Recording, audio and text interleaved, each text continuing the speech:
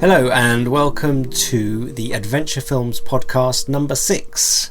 This podcast is all about Terry Gilliam's 1981 film Time Bandits. And just to give a brief introduction to what we're doing, we're looking at 10 adventure films, which I chose without a huge amount of thought, not in any particular order. There were 10 adventure films that I really love that kind of, for me, and this is very personal, although I found a lot of people agreed with me, which was nice, define adventure. You know, they're real classic adventure films. And it was just a list at first. I had no intention of doing a podcast. Eventually had the idea of doing these discussions with my brother Murray, and just to kind of explore the idea of the adventure genre, as it might be, or yeah, your classic adventure story. What makes it an adventure story, as opposed to any film or story that is also an adventure of some kind. We're looking at adventure, you might say, with a capital A.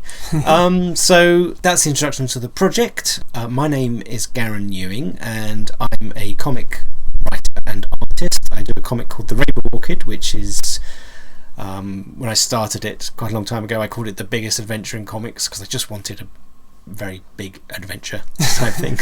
And I'm discussing these films with my brother Murray Ewing. Hello, I'm Murray. I write stories, usually fantasy, horror, science fiction, that sort of thing.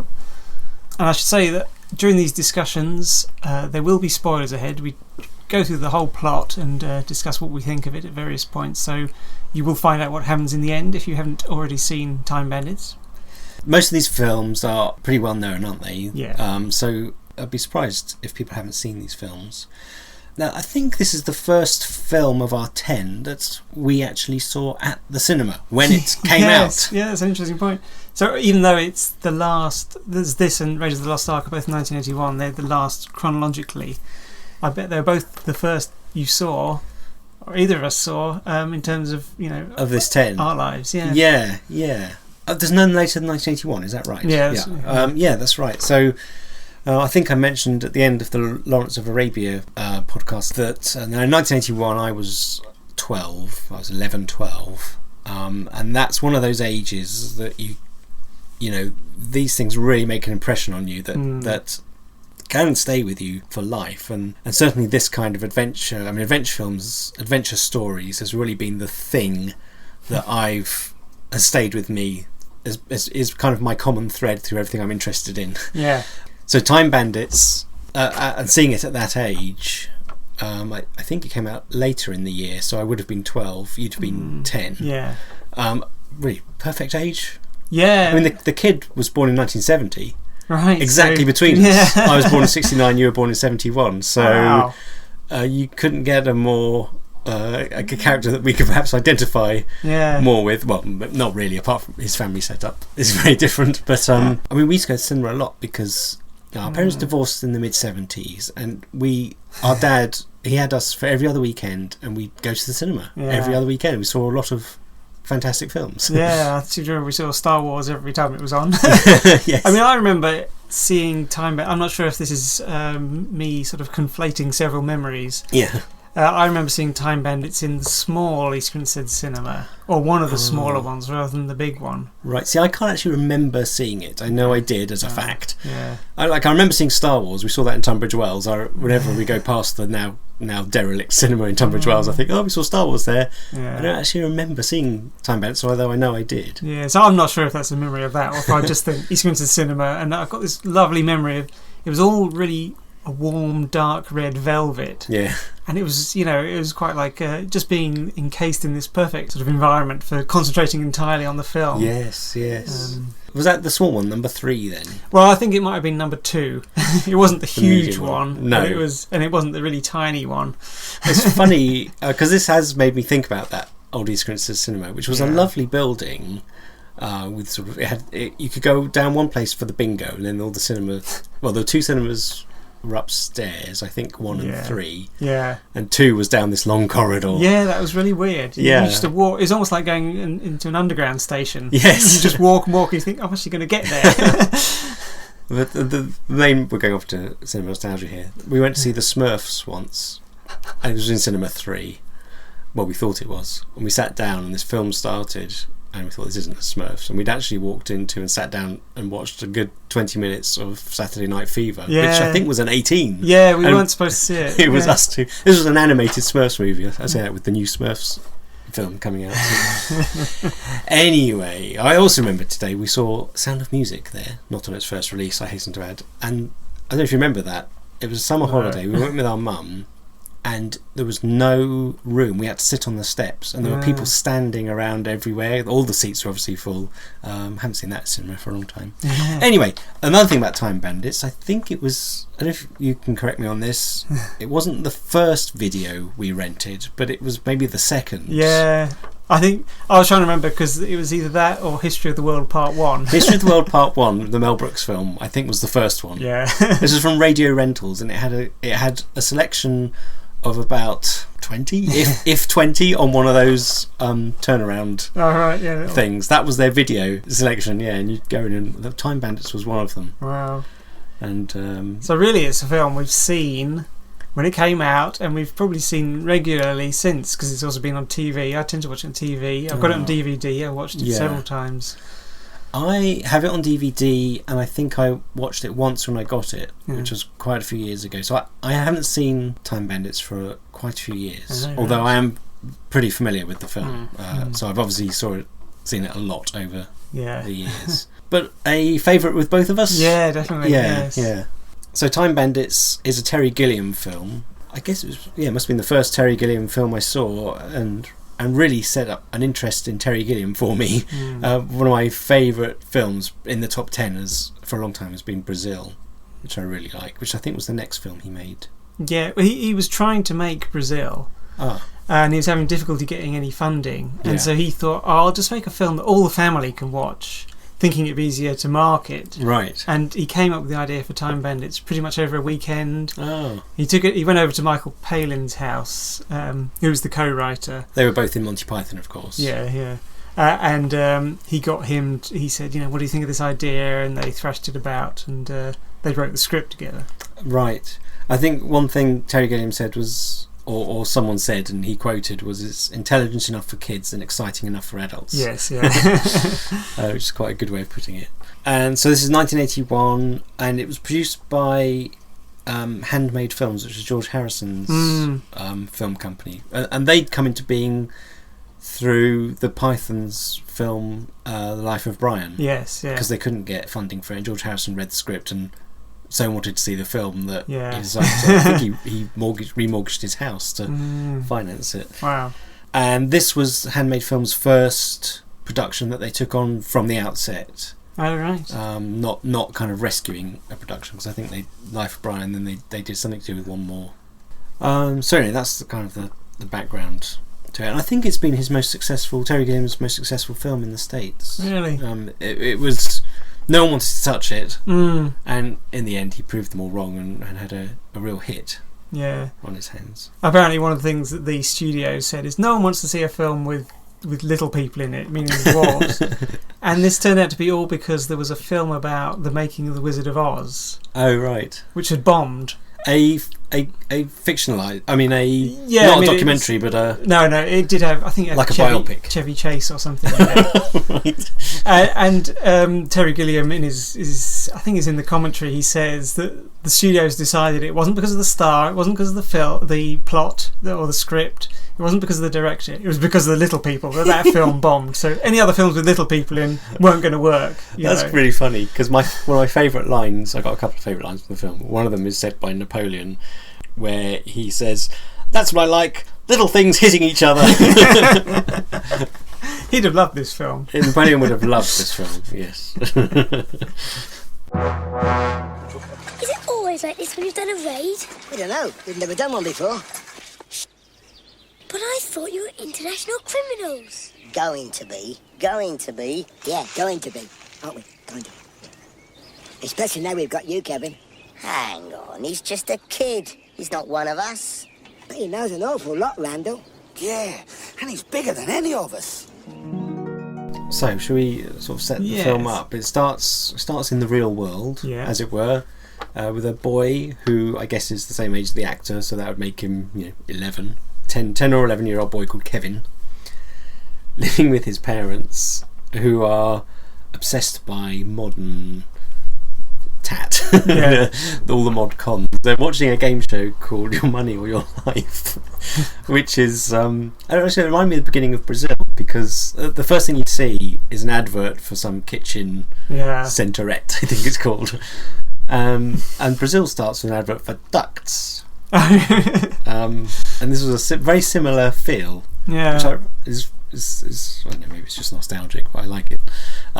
They're complete consumerists, and all they're interested in is whether they've got the latest gadget and who's got better gadgets. Yes, yeah. And they're sitting on sofas which are still covered in plastic to protect them. Yes, you know. Yeah, and they're not. He's interested in history. Yeah, he's reading about, is it the ancient Greeks? Yeah, he talks about how they had so many ways of killing people. Yeah. And they're not. But his parents aren't really interested in him. No, it seems they're more obsessed with the television and the mod cons, as it were. But he goes to bed, and a knight explodes into his bedroom on horseback through a cupboard. Yeah. Which is sort of a reverse Narnia move. Oh yeah. Apparently, Terry Gilliam hadn't read The Lion, the Witch and the Wardrobe, but I guess it's quite. I mean, it's a familiar notion to anyone, really. It's an obvious place to come from. Yeah, you're right. So I wouldn't say that was an influence necessarily. You think, right? I need unless he came through just a time hole, but it kind of makes more sense to surprise someone with a knight coming through your wardrobe. It makes sense, really. So yeah. So the knight bursts through the wardrobe, causes a bit of a noise, and then disappears. You don't really see how it disappears, but his Kevin's dad comes up and says, what's all that noise going on? Yeah. And there's a little picture on the wall. The knight disappears off into a forest, and then Kevin goes and sees he's got a picture on his wall. Yeah. Which I presume. Well, you said before you shouldn't think too hard about the logic of these things, and maybe we shouldn't. Well, everything in his bedroom does turn out to influence the things that happen. I mean, the obvious thing is to then say, well, is this a dream? Because it's one of those things, like everything in the bedroom, there's a chessboard, there's toy knights, there's Lego bricks, there's that picture on the wall, and these things appear later. So you can say, well, does that mean it's a dream? I mean, I think it turns out pretty obviously it's not. Yeah. Because he's got the photographs to prove it, as it were. That's exactly right. He's got the photographs, and of course the evil one has a very real consequences at the end. Unless that's all part of the dream. But it's just I guess it's just a filmic device, a little sort of echo. Yeah. An echo of reality that he's going to see these things, and they're already stuff he's interested in. Yeah. I think Terry Gilliam said he goes and meets his heroes, really. Yes, yeah. And they don't quite live up to the heroic stature. No. In fact, I think that's a theme throughout the film, is a kind of a disappointment in adults. His parents are disappointing, Napoleon's disappointing, Robin Hood's disappointing. The one character that he might look up to and think came out was Agamemnon. Yeah. But even he's kind of disappointing, because he doesn't listen to Kevin when Kevin's saying, when the Time Bandits appear. Yes. And Kevin's obviously distressed that he knows he's going to be taken away, and that they're going to generally steal stuff. Yeah. But Agamemnon was just joking and thinking it's just a joke. Yes. I mean, I remember that scene as being quite horrific. I remember as a kid thinking, no, don't, can't you see what's happening? And that kind of feeling's really strong, and I still get that feeling. I think there's another bit where Kevin says, did he ask him to teach him sword fighting? So he says, I'll show you this trick instead. Yes, yeah. And is that not taking him seriously? Yeah. Although I thought with that, I mean, it's probably a good thing he didn't teach him to kill anyone. Yeah, sure. But he is the person you look up to in this film. There's at last someone who could be a father figure to him, and someone to look up to, and he is really. Yeah. And that's echoed later in the film. It's Agamemnon's played by Sean Connery. Yeah. And he appears at the end as a fireman who supposedly rescues him from the house. Yeah. Although still leaves, and there's Kevin left.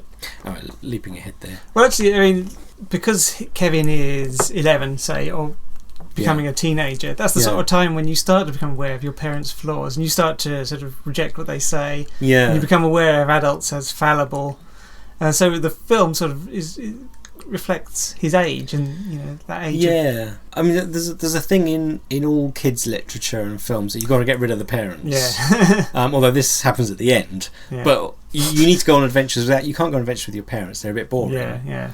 I think when you think about the ones where the parents go along too, the only one I can think of is Hergé's Josette and Jocko, sort of family adventure. They're quite good, but the most exciting bits are when the kids are away from the parents. You could say that all children's adventures are about growing up or coming of age, and that is all about not needing your parents. Well, every kid dreams of going on adventures on their own. You don't want to go with your parents. But like Harry Potter, a lot of kids' heroes are orphans, or that kind of thing. It's that sort of fantasy that probably no kid would really want to be an orphan or to be left on their own. The reality would be pretty horrible, but it's a daydream. It's the escapist. It's the escapist thing you need, really, and it's how do you get rid of them? Well, in this, we've had different kinds of adventure films in these 10. This one is a kind of a getting caught up in adventure rather than Kevin doesn't decide to go on a quest. He gets swept along with these 6 dwarves. Yes. Randall, Fidget, Strutter, Og, Woolly and Vermin. Yes. and he makes the 7th in a way. There's Snow White and 7 Dwarfs. But they're all little people. So I think Terry Gilliam said he wanted the 6 dwarves so that he'd be going along with some adults, but they'd be his equal. I mean, they're his equal in stature. Yeah. In fact, he's a bit taller than them. But and he also decided he wanted to film it at a kid's eye level. Right. And he said that would be really inconvenient if he was with a bunch of adults. Yes. You'd always be looking up at them, or whatever. Yeah. But it is true, if he was with 6 adults, which would be a bit strange, but they wouldn't take him seriously necessarily. He'd be a child. Yeah. He feels like an equal to his fellow adventurers. Although that's not to diminish the dwarves, if I can say that. Because it's not their stature necessarily. No. It's also their character. I mean, these are otherworldly characters. Yeah. They're part of the Supreme Beings group of creators. Yeah. They were assigned trees and shrubbery, I think, and they're very disorganised, and they fight amongst themselves. So they're not adult characters anyway. Yeah. They're other characters, aren't they? Yeah. I mean, they're not children. They're not adults. Forget the fact that they're dwarves. Their characters are different as well, which means Kevin can, although he goes along with them, I mean, he asserts himself later on, but he's pretty much swept along throughout most of the film, isn't he? Yeah. He's our eyes, really, I suppose. Well, in quite a few of the episodes, he wants to linger. Like, he doesn't want to leave his bedroom. He might really want to, but then he wants to stay with Robin Hood, and he gets dragged away. And well, he does in the bedroom. I mean, the Supreme Being appears. Yeah. But he doesn't take a lot of convincing. They're saying, "Come with him." Yeah. I mean, I guess maybe that would be the direction to go if this huge face is looming down at you with a booming voice. So yeah, I do like Kevin's approach. After the knight has burst through his wardrobe and then disappeared, the next night. The next nighttime, next 24-hour period, he takes his camera and a torch to bed. He doesn't. It's an entirely practical approach. And a bag. They're in a bag, though, aren't they, as well? Although I suppose he's hiding them from his parents, maybe. Oh yeah. Yes, but it's very convenient for the following adventure. Yeah, I'll just go back to that. I really think that Money or Your Life game show is really funny. There's the guy, the wife and the husband's in his legs in a plaster cast, and he's swinging over this vat of custard. Yes, and you end up seeing him head first in it, and you think, "God, he's going to drown." Yeah, well, I think it really is your money or your life. Yeah. I don't think Terry Gilliam pulls any punches, that kind of thing. The funny thing is, I think that's probably where we're going with television at the moment. Some of the stuff you see now, you think, "Oh, what did I see last night?" It was something about celebrities being taught by children a skill. And that's the programme. What have we become? Anyway, Money or Life coming up soon. Yeah, the Supreme Being, when he appears, very sort of animated. Yeah. Very much like the Wizard of Oz, actually, which you mentioned already. The wizard's head, I thought, as he came along. Now, the premise is the dwarves who work for the Supreme Being have stolen this map made by one of them called Horseflesh, who isn't of the 6, and it's a map of the holes in the fabric of the universe, Yeah. weak points. Yeah. And with this map, they hope to go through these weak points and steal treasure throughout time. Yeah. That's basically it, isn't Yeah. it? So we've got another treasure quest here. We've had the man who would be king. They were after gold and the treasure of Sierra Madre. And Yeah. this is a little bit more fuzzy, but that's the kind of quite distant sort of driving force behind this. It's funny, you mentioned horseflesh as one of the dwarfs, and this is something which sort of got edited out of the film, but in fact, if you notice the people surrounding Darkness, when we eventually meet the evil character, one of them's a dwarf, and in the original script he is horseflesh, who turned to the evil side, but he doesn't get any lines in this. Oh, okay.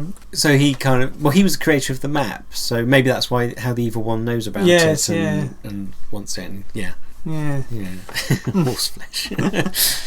So the first place they drop into is 1796 in Italy. Yes. Castiglione, with Napoleon taking the city. Yeah. And Napoleon's played by Ian Holm brilliantly, I think. He even looks like, there's a painting of Napoleon I've seen. I think he's really got his eyes really well. But I don't know how you can make your eyes act a certain character, but he does. And this is one of my favourite lines. He's watching Punch and Judy.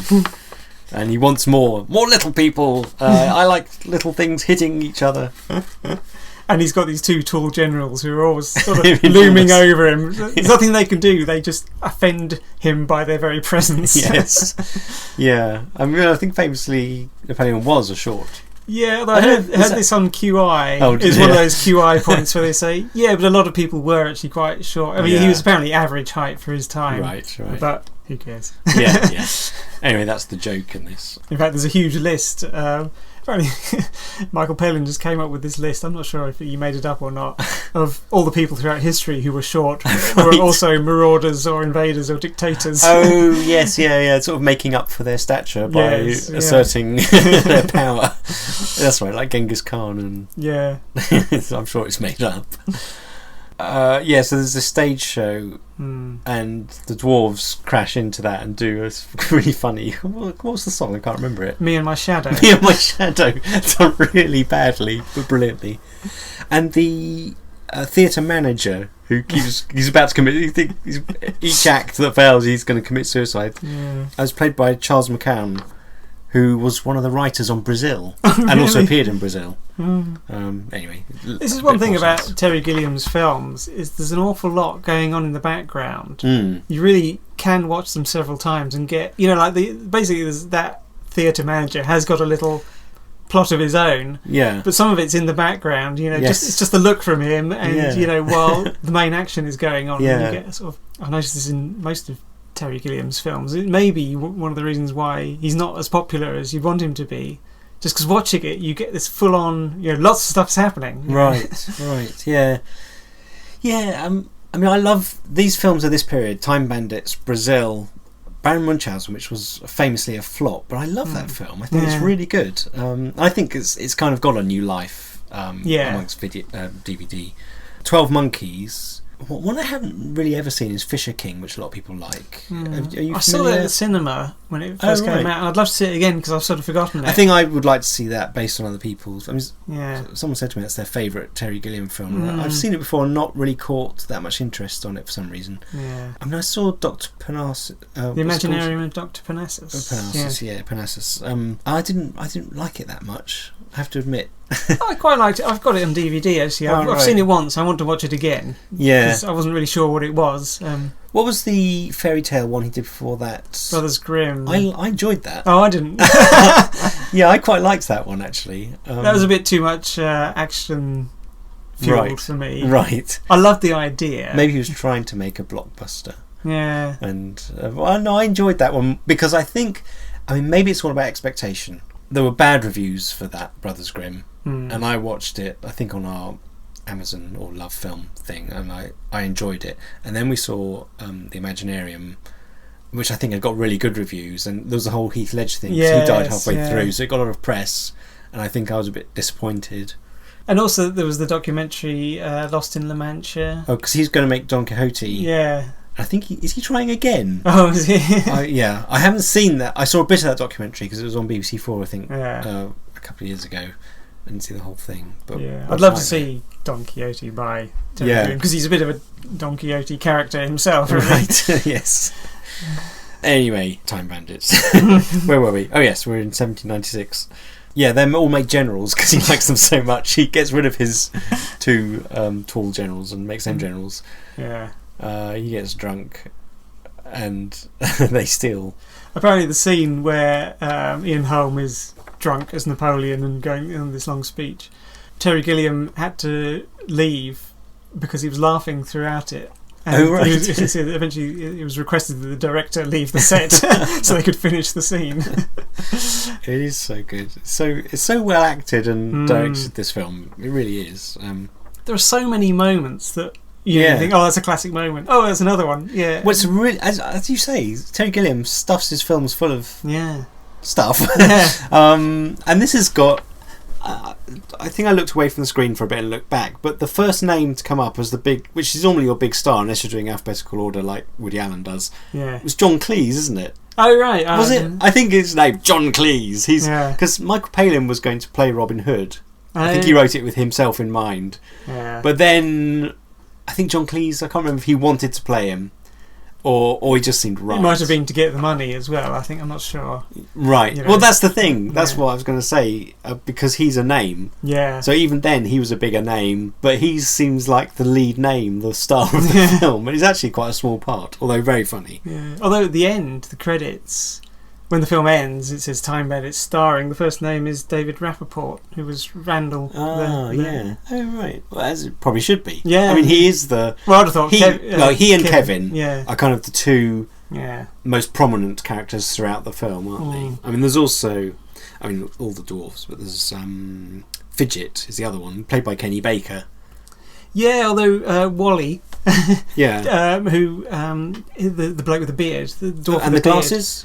No. Oh. He's got a dark beard, so he's not the old. Oh yes, one. yes. He does some quite intense acting at some points. Does he? You know, like when Fidget Kenny Baker dies, crushed under a. Oh, is that Wally that? Yeah, Wally says because apparently those two were partners in a duo. They had a duo. Oh, double act. A comedy double act. Right. Oh, I didn't know that. In the commentary, Terry Gilliam says how much Jack Purvis as Wally developed as an actor. There's a couple of scenes where he does anger and you really feel as though he's being angry. He's very good. Yeah, you know.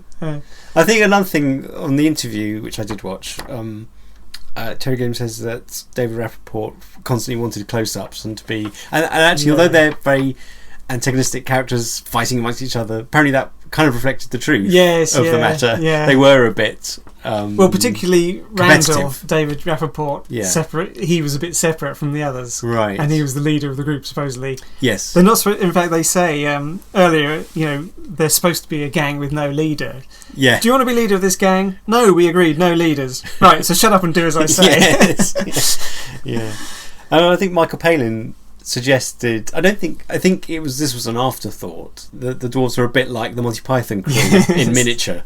Yeah, I have read that. And someone wrote a book about the Pythons and said that this character represents Terry Gilliam, this one Graham Chapman. But I don't think it was that. I don't think that was the idea they had in mind from the beginning, was it? But it's an interesting thing to look at afterwards and say, oh, they are a bit like them. Maybe I suppose you could say just any group of people, particularly creative people, are going to end up in a group like that. It's going to fight amongst itself, and if it produces results, they're going to be quite amazing. But most of the time, it's not going to produce results. No. There's the old musical differences type thing. What sort of supreme being created such riffraff? Is it not the workings of a complete incompetent? But he created you, evil one. What did you say? Well, he created you, so he can't be totally... Never talk to me like that again. So Robin Hood and John Cleese is brilliant, and he based his character quite amusingly on the Duke of Kent. Yeah, or any sort of royal who's kind of half interested, well, not even half interested, going through the motions. Yeah, and nobody's jolly really interested. good. Yeah, it's very interesting. Yeah, 401. Yeah, so how long have you been a burglar or whatever? Burglar? Time burglars. 441. 441. Really? Oh, that's a long time. Yes. Anyway. Yeah. There's a really funny scene. I think that's before them. Michael Palin and Shelley Duvall play this kind of wishy-washy. And actually, the line that comes later was my problem, where he says, "I must have fruit." Yes, I forgot. I hadn't forgotten it came from this, but I've been saying that line ever since I heard it. When the things get a bit tense or I'm getting a bit, I go, "I must have fruit." I just shout it out without any context now. Yeah. And of course, this is where it comes from. And I think that's just such British or maybe just English humour. It's not a problem that you can actually tell what it is. The whole point is it's one of those problems that's so embarrassing you don't mention it, and you don't find out exactly what it is. And it's wonderfully my problem inexact. It's so funny but embarrassing. Yeah, so good. Well, Shelley Duvall, she's the wife in The Shining. The Shining. She is, isn't she? Yeah. And I'm not sure what else she's done. She played. Olive Oil in Popeye. Exactly what I was going to say. Yeah.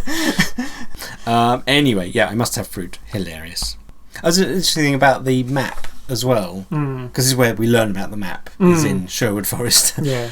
A map's one of those key items in adventure films, isn't it? And this is kind of the. I mean, how many times does a map start an adventure? And that's although we've got the motivation for this film is the holes in the fabric of the universe, and they want to steal throughout time. It's the map, the very existence of the map, that is the catalyst for all this. And that's true of quite a few classic adventures, like Journey to the Centre of the Earth. I think is a map. It's Lost World. They find a map in the Amazons. They already know. I think it's a diary. But I mean, it's okay. Similar, but certainly this kind of treasure map idea. Yeah. And also the map in this, I mean, we've had adventures where people have been searching for something valuable, and that's what they're doing here. Yeah. But also where they've got something valuable and they're trying to protect it, like Hidden Fortress, where they're trying to protect the gold and the princess. Yes. The map here is quite valuable, and they've got to protect it because evil wants it. Yes. So that's another sort of parallel with those films. I mean, as with all these things, the map is a treasure in itself, as you say, And so, I mean, we're also introduced around this time in the film to the evil one. Yes. Played by David Warner. Yes. Brilliantly. Yeah. He played Sark in Tron as well, didn't he? That's the year after this. Another film of that period. Yeah. That really imprints on your mind. And it's funny, the evil one's all about wanting technology and digital watches, which were all the rage at the time, and video recorders and car phones. Computers, yes. Well, I mean, this was the time of the rise of the home computer, because ZX80 ZX81 and Spectrum were around about then. Well, ZX81 was 1981. Is that why it's called a ZX81? Yeah. Didn't know that. We never had a ZX81. No. We went for the Spectrum. Yeah. Which was, a year later or 2 years? Yeah, I think it might have been a year later. Yeah. Anyway.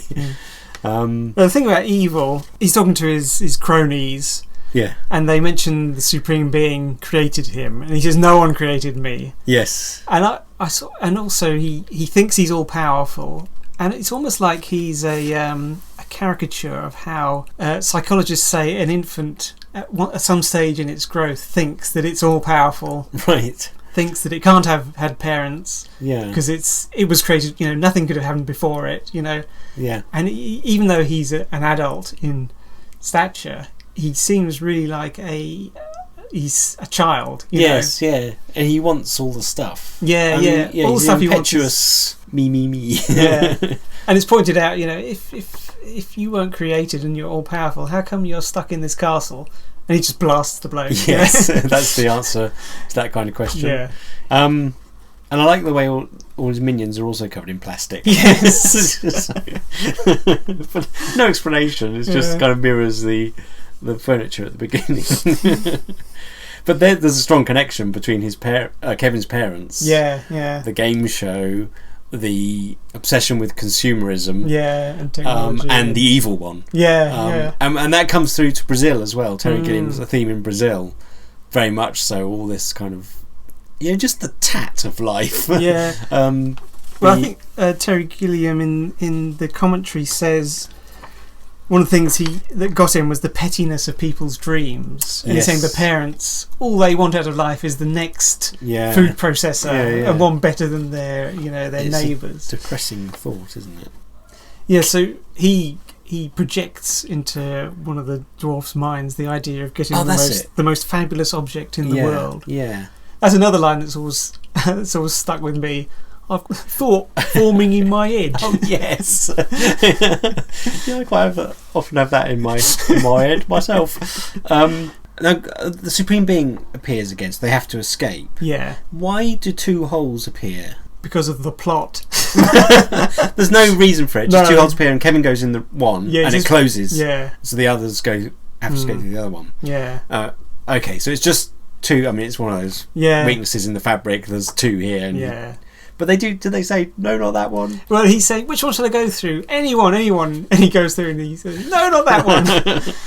Right. And he ends up in ancient Greece. Yeah. And we meet Agamemnon. Yeah. Now, when I was watching this, I thought, oh, so that's Theseus, because he's fighting the Minotaur. Oh, right, yeah. But in fact... it's all a bit mixed up, though. Yeah. Because is Agamemnon... He's mythical, isn't he? Yeah, he was the one who... Well, I mean, he's one of those borderline cases. Because he's in the Iliad. Oh, one of those.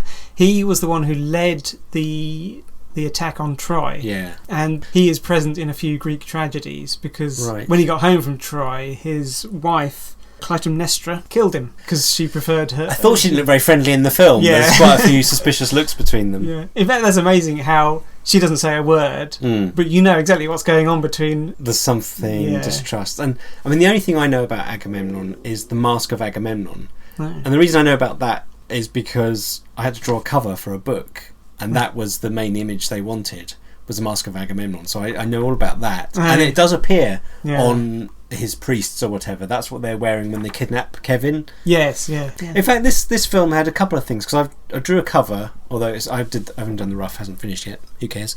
Of the Mask of Agamemnon as the basis. And I've also just drawn a cover with David Warner on the cover. Yeah. Oh yes, the Scarifiers. Yes. I don't know if that's common knowledge. If that's going to be a surprise. Anyway, it's out there now. I remember even the first time I saw this, I loved the fact that when you see Agamemnon fighting this monster who's the Minotaur, I thought you could see him as a monster, a man with a bull's head, or you could see him as a man wearing this horrific helmet. Because it is a decayed head. I mean, that's what I kind of thought, because there's no he just live rips eyes it or off. anything. Yeah, well, you don't see it, do you? And also, when you see the body, you don't see his head. Not because you don't see a severed neck or anything. You just can't see him because he's lying down flat, so you don't actually know, which is quite good. But I just thought, I remember at the time, I'm sure this was the first time I saw it, I loved the idea that they were taking a fantastic idea and giving it a slant which meant it could have been real. That's true. There could have been a bull-headed monster. Absolutely. Who just happened to be a man. Yes, and then these myths grow up through time and there's the basis for it. Yeah. But this is the scene, I mean, Kevin... This is a hero to Kevin, Agamemnon, and he does become this father figure, as I said. Yeah. And he takes him under his wing back to the city, and he includes him. He says, when he shows the head to his people, says the enemy of our enemy is dead, defeated. He calls Kevin up to his side because he helped him. Well, I suppose the point is... Because an adult taking him seriously at last. Also, because Agamemnon isn't getting on with his wife, there's presumably not going to be an heir. Yes. And so he does adopt Kevin as his heir, doesn't he? Yes. Well, I think historically or mythically he did have children. Oh, right. I mean, in ancient Greek they all ate each other, cooked each other, and had sex with each other. Yes. All within the same family. That's the Greeks for you. No, that's the ancient Greeks for you. Quickly add. Now, the bit where Kevin is woken up by masked priests is apparently, this is quite common in tribal initiations. When you pass from childhood to adulthood, quite often what happens is you'll be woken up at night, the men will put on masks and pretend to be demons. Oh, right. And it will actually be quite a scary experience. Yeah. And you'll be taken away to this place which, you're left on your own, or you go through a trial. Right. And then you become an adult. Oh, right. And so I don't know if that's what they were intending, or Yeah. if, like it's an actual ritual. But Is that from a particular culture? Do you know? No, I just read about it as generally happening. Yeah. Oh, that's interesting. Yeah, I mean, it happens in a point in the film where he has had some experience. Yes. Now, because when do they? Well, yeah, the dwarves catch up here and they come to rescue him. Yeah. He doesn't want to be rescued. No. So we've talked about that already. There's the bit where Agamemnon's laughing at him being used for this trick, and he disappears. It is a wonderful moment because everyone's laughing. Yeah. But yes, it's gone wrong, and it's got this wonderful thing where you're feeling the opposite of what is being shown on the screen. Yes. You're let in on the. Yeah. You're the only one who knows, you and Kevin. It does feel really awful. It's horrible, and the way because you want to stay as well. I remember that feeling as a kid. I thought this is. Some niceness at last. His parents are horrible. Yeah. The dwarves are too chaotic. You can't trust them to look after you or to lead or to advise or anything. And suddenly there's this rock, this character you can look up to, and then, as you say, it all goes wrong. He's taken away. Plus the fact that he's Sean Connery, who is the action hero. That is part of it. Yeah. I mean, of course, he's been in one of our films. He's been in The Man Who Would Be King. Yes. Here he is a king again. And so they next land on the Titanic. Yes. Unfortunately, it's not revealed as the Titanic at first, is it? No. You see it on a life ring. As one of the waiters moves out of the way, and there we see the Titanic. We get another Vincent and Pansy episode. Oh, yes, that's hilarious. Well, this time he's got a wart on the end of his nose, which he's saying, could you love someone with that? And then it turns out he's wearing a toupee as well. Oh, it's terrible. He's bald as well. And the dwarves end up in tailor-made tuxedos sitting on the deck enjoying caviar and cigars and champagne. And Kevin's still annoyed, and then we see it's the Titanic, and it of course hits the iceberg. And the bit where you see the Titanic sinking is actually footage from A Night to Remember. Oh, is it? Colourised. Oh, apparently, I didn't know that. 1958 film. Apparently it's also been used in another film in between. Wow. It was just stock footage. It's like the gates from King Kong. Yes. That we talked about. Yeah. Now, this time they escape off the Titanic. Well, no, they're in the water, aren't they? Yeah, they're all hanging onto a bit of flotsam. Yeah. And the next place to go to is the Time of Legends. I'm trying to remember. Well, what's the motivation for them? Well, I think it's Og, who's the one who evil is influencing his mind. Says, right. Now will be the time to make our attempt to get the thing of ultimate desire, whatever it's called. Yeah. And I don't know why they think now is the time, or how they know what to do it. But he says, now we've got to believe, which has always been a bit of a false note. I don't really care about it, because you just want to get them to the next stage. Yeah. Would you actually do that? No. No, I mean, I suppose there is the point that they're not creatures of the earth, these dwarves. So perhaps they do have some latent power. I mean, we're thinking about it logically again. We mustn't do that. But you could say it's a bit of a weak plot point where you have to believe and then it happens. But then you could also explain it away by the fact that they do have perhaps some influence over something that they had part creation in. Also, this is a scene that's happened before in other films where you're at your wit's end, you're facing death, Oh yes, and that's when you make the entry into that's where they got into Kafiristan, just when they thought they were going to die. Yes, there's a few other yeah. And in fact, this happens again later on in this film, right, where they're in the desert and the invisible barrier. They're on the verge of breaking up as a troop, and they hate each other, and that feels again like they've come to the end of their tether. Yeah. And they break through. Yes. It seems like you can only get through to the next stage by being tested to the ultimate. Right, yeah. That's an important part of these adventure films, isn't it? Is that breaking through the portal. Yeah. You can't just go there.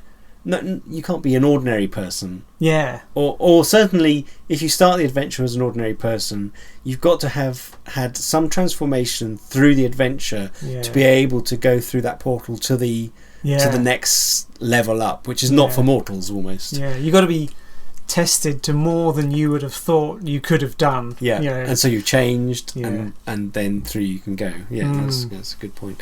So the time of legends, and they end up on this boat. Yeah, with this ogre and his wife, an ogre with a bad back.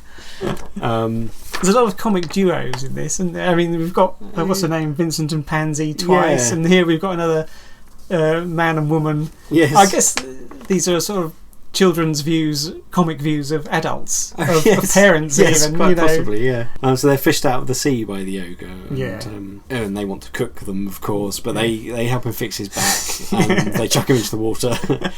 And there's this really memorable scene where the boat turns out to be a hat, or some kind of headgear worn by a giant who's walking under the water. Yeah. Now, do you know where Terry Gilliam got that idea from? Only because I watched the interview. All right. It's the Brian Froud drawing of maybe not a giant, but certainly some sea goblin with a ship on his head. Yeah. I wonder what Brian Froud thinks of that. I mean, well, they used the picture in the interview, so obviously he didn't mind it being shown. Well, yeah, you presume not. Yeah. Because I mean, Terry Gilliam just did say, "Oh, I stole it." Yeah. But this is intellectual property. I mean, if I came up with an idea, I thought, I really love this drawing, and then you see it in a film, and the director said, "Oh yeah, I took it from this book I saw." I would think, well, hang on, you're making money out of my idea. It's an interesting point. I don't know if they ever worked together, because I mean, did they work in Brothers Grimm? It seems like the sort of place where they might have got together. Yeah. Because Brian Froud has worked in films. He Yes. did The Dark Crystal, and Of course, yeah. I'm not sure if he was. In the interview, I felt as though Michael Palin seemed familiar with Brian Froud, and you do think, oh, how does he? Maybe they've worked together. Maybe that's something to look into. Yeah. Anyway, he probably didn't. He's probably flattered. I mean, there's a much more litigious society now, especially with the internet. People are more aware of things being stolen and used, and that it's worth something. Probably the 70s and 80s, there may have been a more freer exchange of ideas that didn't matter so much, especially if you're already making a good living from your stuff. It may not have been as important. Anyway, that's a side issue. I mean, it's good that he admits it. Certainly. I wouldn't expect anything different from Terry Gilliam. He's very open, I think. But anyway, an enormously memorable scene, and then him coming onto land, and he tramples those little trolls in the corner. That's a completely, there's absolutely no need for that scene. No, it's a lot of effort for this little. But so it's quite funny, isn't it? They're arguing. There's a baby crying or something. Yeah, I guess it's. I mean, you could say that's another little domestic scene. Parents and a baby, and they're arguing, but that doesn't matter what they're arguing about because they're about to be trampled by a giant. There's a lot of death in this film. I mean, some people say today, oh God, I can't believe that's a kids' film. But actually, I mean, maybe I'm leaping ahead to the end here. Really, his parents get killed, and what a bleak ending. But it's just like the classic old fairy tales. I mean, you read the originals of those, and they're full of death and really got horrible things. But I mean, I always think this with kids stuff. I think if you write down to kids, if you think, right, I'm writing something for children, and then you think, right, I've got to think like a child, I think you're going to fail, or at least end up making something not as potent as it could be. Certainly with me, with the Rainbow Orchid, I'm not thinking of any age group. I'm thinking of. I mean, I don't want to put sex and extreme violence in it for my own. My own interests. I don't want that in it. Not because it's for kids. And so because I'm freed up from that, I just write it as I'd want to. I don't think, they won't understand this word. I just put in the normal text that I would, and I think, and kids can manage it. I think people. I don't know if it's still the case, but it certainly was. People get a bit, that's for children. Don't overdo it. Oh no, they won't understand that. Don't do that. Such a shame. And this film is free of that, thankfully, and also, because he was fairly free to make it, I mean, that ending, I would imagine, may have been changed by a bigger studio. They say, no, we can't have that. Well, apparently he says somehow they got the reactions of children to the ending. I think he said girls tended to think, who's going to look after him now he's lost his parents? But the boys, he said, got it. They said, he's free to look after himself now. Which obviously only works in a story, but I think it's the right attitude. Yes. Anyway, we've leapt ahead a bit there. So now they enter the desert. don't they? Yeah, I mean, there's a great scene where they put the giant to sleep by putting some sleeping potion into some bellows and pumping it into the top of his head. Which is Kevin's idea, isn't it? Yes, yeah. And that's their escape, and they're in this desolate wilderness, and they come across this invisible barrier. I love the line, "Oh, so that's what an invisible barrier looks like." Yes. There's a lot of little lines like that where you might not get it first time. Afterwards, you think, "Hey, that's it's like the leader line, you know. Yeah. No, we agreed not to have a leader. And they break through it, and there's the Fortress of Ultimate Darkness. Yes. Which I guess is where they're going to find the ultimate prize, whatever they thought they were after. Again, this is greed, isn't it? It's another greed that leads to their downfall. Yeah. And they end up on this maze, and there's the game show comes to life again, which perhaps suggests again that it might be a dream, the sort of echo of reality, but really it's on the other side of that, it being reality, is the evil one is behind all that stuff anyway. Yeah. And the bloke who plays, is it Broadbent? Jim Broadbent. Jim Broadbent. Yeah. It's one of these things about British films at the time. There's so many good actors in small parts. Yeah, yeah. He was in Brazil as well, I think, wasn't he? Was he the plastic surgeon of the mother? I think he was. Anyway, a brilliant role as well. Yeah, so I think this is the point of all this sort of subtext that Terry Gilliam uses for the game show and all that. The ultimate prize is this, was it a fridge or something? Yeah, I don't even know if I could tell what it was. I couldn't remember what it was. And they're scrabbling across this maze for it. There's this, not bloodlust, there's a consumer lust. Yeah. Which is kind of, you see that in society and you Yeah. think, oh God, that's horrible, with adverts and all that. And here it is, brilliantly portrayed by Terry Gilliam. The evil one is holding up this consumerist item. The dwarves are going, oh my... They don't even think. They don't even know what it is, or they wouldn't have wanted it. It's like when you see at the sales, with all these people, these crowding in. They just want to get anything that's cheap. Yeah.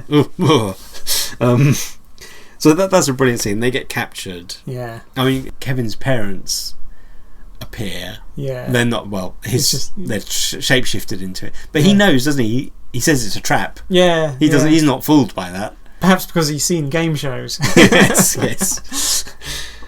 And they're captured and put in this cage hanging above infinity. It's such a brilliant situation because it hasn't got any logic, Why wouldn't he just get rid of them? Yeah. But it's such a brilliant adventure situation, What would you do in this situation? Yeah. And I think this is the first time we see the dwarves. They work as a team. They just know what to do. Yeah. And they come out of it brilliantly. Yes. I think they come up with a plan of getting out of this, which is brilliant just to watch. Yeah. It was almost like a... pretty unlikely, but that doesn't matter. Yeah. It was almost like a Heath Robinson. I think Terry Gilliam loves sort of contraptions and Heath Robinson type devices. Right, this made me think of the thing in the Hidden Fortress where the writers would come up with impossible situations and then I can't remember which way around it was. Kurosawa came up with impossible situations or the other writers did, and then the others had to get them out of it. And this is like one of those, right, you're in a cage suspended above a bottomless pit by a rope, how do you get out of it, kind of thing. And then they come up with this solution, of course, which is great. And then they go and they confront... Well, they're going to get the map back, Well, the dwarfs are... Right, we're free, let's go. Oh, that's and right. it's Kevin who says, of course we should get the map, because evil... We shouldn't let evil have the map. Yeah. That's an important point, that it's his motivation. And to their credit, the dwarves think, he's right. So yes, they go to get the map back from the evil one. Yeah. And this leads to the final showdown, doesn't it? One thing I think... The creatures that appear, which have got sort of... They're like cow skulls. Yeah, and hooks. Yeah, they're just so brilliant. They're really scary, though, aren't they? They're really simple. I mean, now I'd say they kind of remind you of the Dementors from Harry Potter, or that kind of scariness. Yeah. Non-talking. Yeah. Horrific. And they're obviously a dead thing. Yeah. And they're really tall. And you can also you can see how they could do it. He's probably just a skull on a stick. Yes. But it just works. You ruined it for me. They fire fireballs out of their eyes. Out of their eyes, they're really... They're a creature that has remained with me. I think, I just love the look of it. This is another line I'd completely forgotten about, but it just made me roar with laughter when the evil one's saying all the things they're going to be able to do, And one of his sidekicks goes, "We'll make beans into peas." He doesn't quite get it. Yes. That's so funny. Also, what Evil is threatening to turn Kevin into. He says, "I can make you half donkey, half warthog, half oyster, half carrot." And then one of his minions gives him a really odd look. Yeah. Half carrot? Yeah. Although he's the same one who said, "We'll make beans into peas," so... Yes. I've got an idea forming in my head. You haven't had an idea for thousands of years. There is a place where we could find the greatest thing man could want. The goal of everybody's hopes and dreams. What the hell are you talking about? The most fabulous object in the world. That sounds like a good idea. Yeah. Anyway, the final... Kevin quite bravely decides to distract the Dementor creatures, for want of a better word, while the others go to get help. Yeah. So they go off into time. Yeah. While Kevin is on his own. But they come back with Greek... Well, actually, they look Phoenician to me, but I think they were intended to be Greek. Yeah. But apparently they couldn't... And in fact, they were going to kill off Agamemnon in that scene, apparently. But they couldn't get Sean Connery, so they... No. Just got some... But they're not Greek hats, are they? No, they are Phoenician. Oh, yeah, good. You're right, yeah. I know my Phoenician footwear. And a spaceship as well appears, which I think was a scene that was written for the film. I don't know if it was filmed and cut. I don't think so. Oh, right. Where they do go into the future. Oh, right. But it wasn't, budget or time. It wasn't shot. But you do see the spaceship as perhaps a remnant for that, because although then there's also cowboys. Yeah. Just things from time. There's cowboys, there's medieval knights, there's the Phoenician archers. Yeah.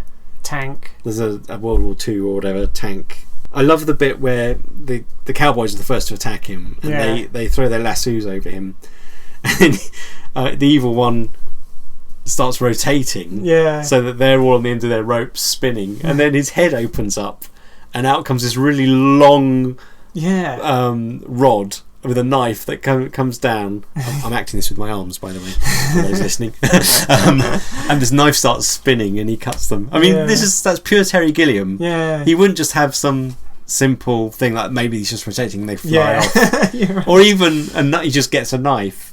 Terry Gilliam has to have this contraption come out of his head. Yeah. Brilliant imagination. Apparently the look of Evil's slightly based on Giger's Alien. Oh yeah, it is a bit like that, isn't it? But obviously changed a lot in the Gilliamizing process. Yes.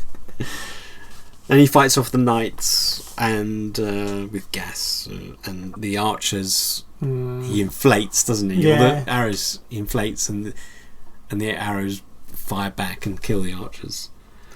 And he kills Fidget. Yeah. And Wally gets quite impassioned about that. Yes. And he's just about to kill all of them when...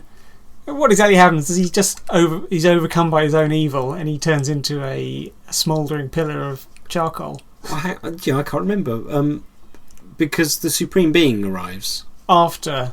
That's evil. after it. Well, yeah. What happens? I think I get the feeling, even though it's not stated, that evil just becomes so evil, too evil for his own good, as it were. I actually can't remember that bit. He's about to kill all the dwarfs when suddenly he turns into this pillar. But is it? There's no suggestion that that's the Supreme Being. If he arrives after that, it's not. He's done that. Well, maybe. I don't remember. Perhaps it's a built-in defence mechanism. Yeah. As you say, he becomes so evil, it trips a switch that was built in by the Supreme Being, and he sort of shuts down. Yeah. I mean, we do later learn that the Supreme Being created evil. He admits it. As you expect. Who created the Supreme Being, though? That's what I want to know. Yes. There is a brilliant thing with the whole kind of question of God, and he mentions, or before they start talking about evolution or something, there's a brilliant line where Kevin says, "No, why do we have evil?" Yeah. And he goes, "Well, something to do with free will." He's got a wishy-washy answer himself. Well, he walks off behind a pillar and then comes back and says, I might as well answer. Yes. Something to do with free will. Because there is no real answer to that. But that's one of the answers trotted out quite regularly. But even God has just an avoiding answer. So Ralph Richardson. I thought he doesn't seem very interested in this role, but I think actually that's perfect. He's kind of he's not in the present. This is the creator of all things. He's Well, he's just not totally concentrating on the situation because he's everywhere. Yeah, he's too far. I mean, into all the sort of hero and parent figures that Kevin meets, this is the ultimate one. And it turns out to be so ultimate, he's completely indifferent. He doesn't care what happens to Kevin. He's disappointing as well, isn't he? I mean, Kevin can't get an answer out of him. No. He doesn't help him. No. He's not very interested in him. No. And that's kind of the ultimate. Oh my God! Even God, can't help us. Yeah. But apparently they had to woo Ralph Richardson. To get him to the part, and they had to listen to all his ideas. I think the post box, put evil into the post box, was his idea. Right. So they had to do it. They said Terry Gilliam said there's some sacrifices you got to make if you want an actor of that stature. Funny that you'd have that. Because it was something he had as a child. Because the idea was that there'd be loads of child's toys. Of course, because there's the giant Lego bricks. Yeah, and these all appear in his bedroom. I don't know if they're in the early scenes. I presume they are. Yeah, but they're in his bedroom at the end as well. Yeah. When he's rescued by the fireman, you see him trample over the chessboard and the Lego bits. And the toy knights are all there. So he evil has exploded into many bits, and as you say, God, the supreme being, has got all the dwarves and everyone to tidy him up because he can't stand the mess. But there's one bit remaining which starts smoking, and then we drift back to Kevin's home, and his house is on fire. That's the smoke, and he's rescued by Sean Connery, Agamemnon fireman, and his parents. They're arguing still about their rubbish. Yeah, you should have gone back in for the blender. Yes.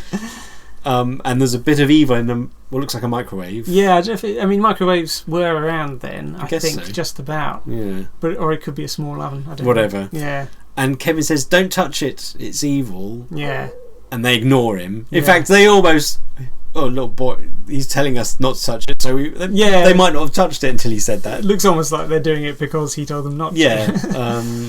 They totally don't trust their own. Listen to the children, and they explode. It's a shocking ending, and that's pretty much the end of the film. You sort of drift upwards, and he's left with no home, and no parents, and you're left like that, which is quite shocking. And there's a later Terry Gilliam film called Tideland, which is actually an adaptation of a novel, which starts off this young girl. Goes off with her father into a sort of remote farm house. Yeah. The father immediately shoots up because he's a drug addict. Shoots up with a drug and dies. And so pretty much the whole of the film is like that final moment of Time Bandits, where this girl is suddenly left on her own. Right. I have seen that, but I can't remember anything about it. Yeah. So that's the end of the film. I did read that Terry Gilliam had written a Time Bandits 2. Oh, really? Which was going to be for TV or something. But, I mean, one of the main characters, Randall, David Rappaport, I looked him up on Wikipedia and he'd killed himself. Yeah. And one of the other dwarfs as well, who I think he saw as a key character, had died. In an accident, one of them got crushed by his own car. Yeah, I think he then died later. Oh, right. But that made him a quadriplegic, I think, or something. So pretty depressing stuff. But anyway, he didn't make it because he thought he couldn't have them. But I'm not sure did you say that they're thinking of remaking Time Bandits? I heard an absolute internet rumour. I mean, I read a bit about that, and they called it. They're going to remake it as a franchise. Oh, exactly. But you can see the potential for. But all you'd have is a map. I mean, it'd be like Doctor Who. Yeah. The TARDIS becomes the map with holes in the fabric of time, and then you just have a series of adventures in time. Yeah. But there wouldn't be that originality and thrust. It'd just be the name. Yeah. It would just be the name. It'd be awful. This film is absolutely the film it is because of Terry Gilliam, Michael Palin, all the brilliant actors. It's just so unique. And have the effects dated? I think with Terry Gilliam, he's very good at effects made, from... They're physical effects. Yeah, they're not... Obviously no computer effects then. Yeah. Well, not obviously, because Tron happened the year after, as you say. But that was pioneering. Yeah. But it hasn't dated at all. No. They're so well done. It just you don't even think about that. You don't think, oh my god, look how dated that looks. It isn't. It isn't. And it doesn't need to be remade. It would be awful. It would. I mean, the film already exists. It's the same for so many remakes. If a classic, I mean, remake the bad films. If there's a really bad film, let's try and get it right this time. Don't remake the good films. They're good and they're timeless. Yes. You know, all these things. What was it? Psycho they remade. Almost everything. let's remake the Mona Lisa. Yes. But this time as a photograph in 3D. That's perfect. Yeah. Enough said. So yeah, I think sort of the adventure. I mean, we discussed pretty much everything. The aspect of kids' films and the adventure aspect of it with the map and the quest. Well, this is a getting caught up in adventure, although it's also got the map and the greed aspect. You really do feel as though they're let loose on an entire universe. You know, they can go anywhere, and that's one of the adventure feelings. There's a strong element of fantasy to this one, which perhaps isn't with the others. I mean, I suppose King Kong has got a fantastic element in a giant gorilla. Yeah, but it's kind of very possible. Yeah, I mean, it may not be actually, but it is. It's just one element. Once you accept that, everything else is realistic. And the man who would be king has not really got any fantasy elements. Again, I mean, it has in the idea that there's a lost city type thing, but it's very possible. Yeah. Again, Treasure Sierra Madre, of course, is quite a straight up adventure. Yeah, there's no fantastical elements in Hidden Fortress. Or Lawrence of Arabia is very much based on real. So this is, I mean, I've talked before about the genre of adventure, and you could say any film's an adventure, like a war film. A Bridge Too Far. That's an adventure film, but it's. I've suggested the idea that that's trumped by the genre of war film. Yeah. So is this not a fantasy or a science fiction? I mean, why isn't it? I chose it as one of my adventure films. Yeah. And I still think it. I think it's that. Starting off in the real world and going off on an adventure, basically. I don't know how to explain it. Yeah. How else to explain it? I don't feel as though it's trumped by the fantasy genre because I don't know why.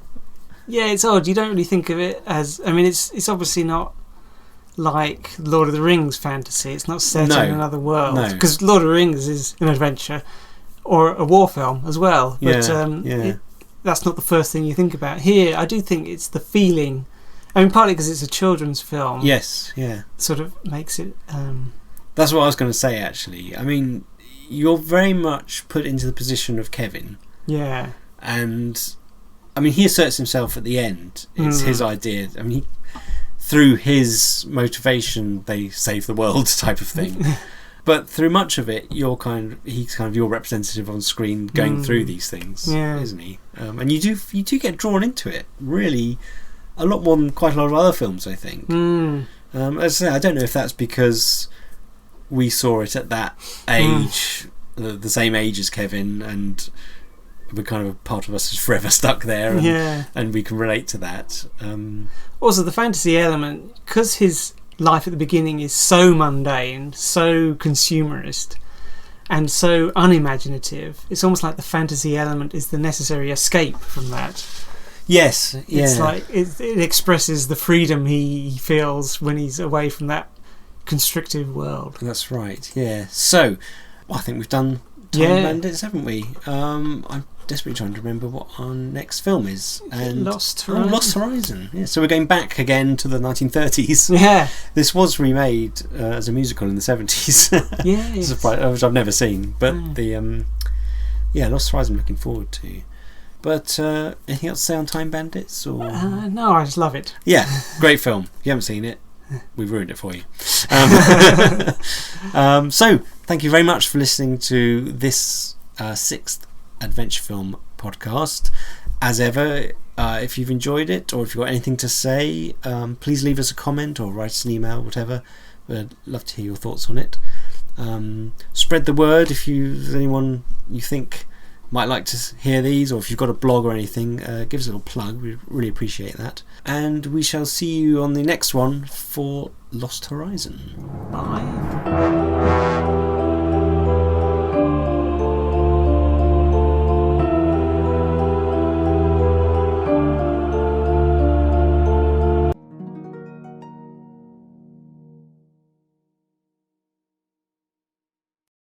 I must have fruit.